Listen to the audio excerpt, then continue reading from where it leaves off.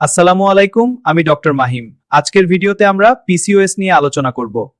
আজকের ভিডিওতে আমরা জানব পিসিওএস কি, কেন হয়, লক্ষণ কি কি, শরীরে কি ক্ষতি করে, করণীয় কি এবং চিকিৎসা কিভাবে করবেন।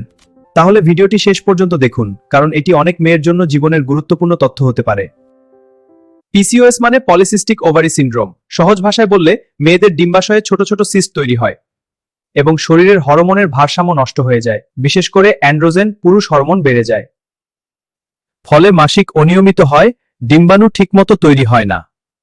পিসিওএস থাকলে সাধারণত এই লক্ষণগুলো দেখা যায়: মাসিক 2 থেকে 3 মাস বন্ধ, ব্রণ বেড়ে যাওয়া, মুখে শরীরে অতিরিক্ত লোম, ওজন বেড়ে যাওয়া, চুল পড়া, বাচ্চা নিতে দেরি হওয়া।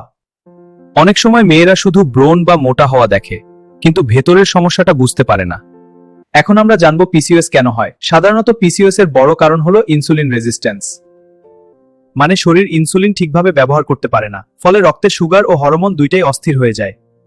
আরও কারণ হতে পারে, যেমন অতিরিক্ত স্ট্রেস, অনিয়মিত ঘুম, জাঙ্ক ফুড, বংশগত কারণ। আর হ্যাঁ, যেটা না বললেই না, আজকের লাইফস্টাইলও একটা বড় কারণ। এখন আমরা জানবো পিসিওএস শরীরে কি কি ক্ষতি করে। এই পোস্টারটি দেখুন, এখানে বিস্তারিত ব্যাখ্যা করা আছে। পোস্টারের বিশ্লেষণ অনুযায়ী পিসিওএস থেকে বন্ধ্যাত্ব, ডায়াবেটিস ঝুঁকি, উচ্চ রক্তচাপ এবং ডিপ্রেশন হতে পারে। যেহেতু আমরা কারণটা জানলাম, তাহলে আমাদের করণীয় জানতে হবে। চলুন জেনে নেই। প্রথমেই জীবনযাত্রা পরিবর্তন করতে হবে। প্রতিদিন 30 মিনিট হাঁটা, চিনি ও সফট ড্রিঙ্ক বন্ধ, নিয়মিত ঘুম। ওজন 5 থেকে 10% কমালেও মাসিক স্বাভাবিক হয়। আর হ্যাঁ, ভিডিওতে কোনো প্রশ্ন থাকলে অবশ্যই কমেন্টে শেয়ার করবেন। সবশেষে আমরা সবথেকে গুরুত্বপূর্ণ অধ্যায় চিকিৎসা নিয়ে আলোচনা করব। হোমিওপ্যাথিতে আমরা শুধু সিস্ট নয়, রোগীর সম্পূর্ণ শারীরিক ও মানসিক অবস্থা বিবেচনা করি।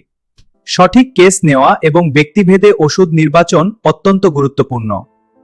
ধৈর্য ধরে সঠিক চিকিৎসা নিলে অনেক ক্ষেত্রেই মাসিক স্বাভাবিক হয়, শরীরের ভারসাম্য ফিরে আসে। লজ্জা করবেন না, সচেতন হন। ভিডিওটি শেয়ার করুন, হয়তো কারো উপকার হবে।